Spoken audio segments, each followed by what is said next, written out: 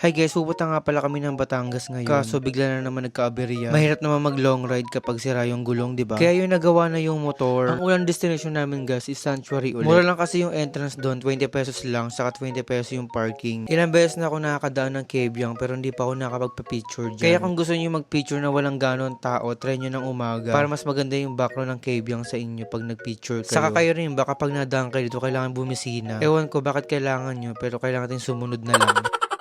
Malapit lang sa Kaibigan yung pag-swimmingan namin guys, Sanctuary. Sobrang mura lang yung entrance dito guys, 20 pesos, saka 20 pesos yung parking. Yung mahalan talaga sa kanila guys, yung cottage. Pwede naman kayo sa gilid-gilid lang, hanap lang kayo ng malilim. Saka hindi naman ganong malayo yung bababaan mo guys. Saka kitang-kita dito guys yung bataan, nakala mo napakalapit lang pero hindi. Maganda rito, umaga kayo pupunta para hindi ganong mainit, saka mahangin-hangin pa. Tanga, tumalon bigla.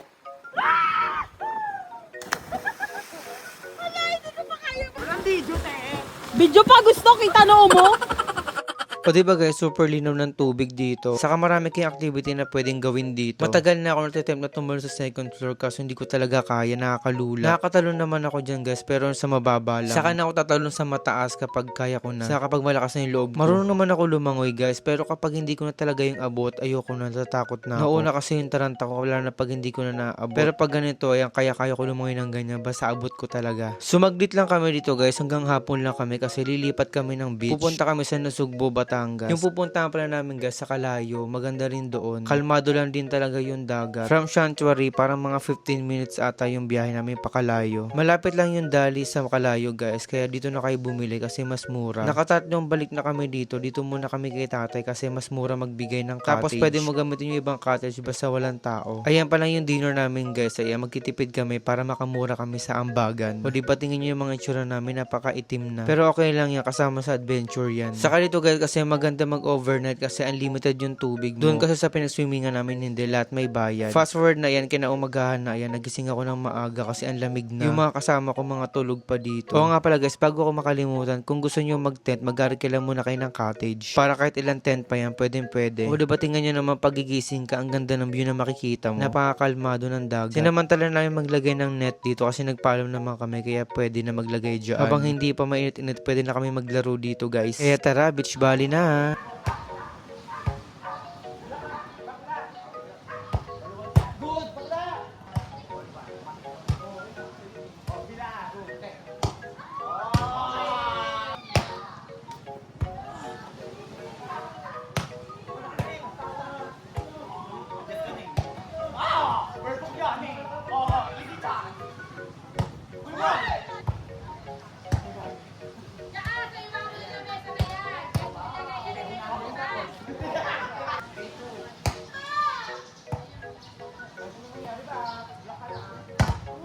Fast forward na guys, ayan, kinagabihan na yan, magluto na kami ng spaghetti dito para wala na kaming ganang bibit-bitin pag-uwi. Ayan lang yung inambag ko guys buong araw dito. Naghalo lang ako pero grabe talaga yung init, pawis na pawis ako dito, sobra. Tapos yung suot ko pa, naka-black pa. Kaya naman yung pagkatapos sa amin kumain dito, ayan, pauwi na rin kami kasi gagabihin kami sa biyahe. Kaya naman guys, hanggang dito na lang muna tayo. Bye-bye!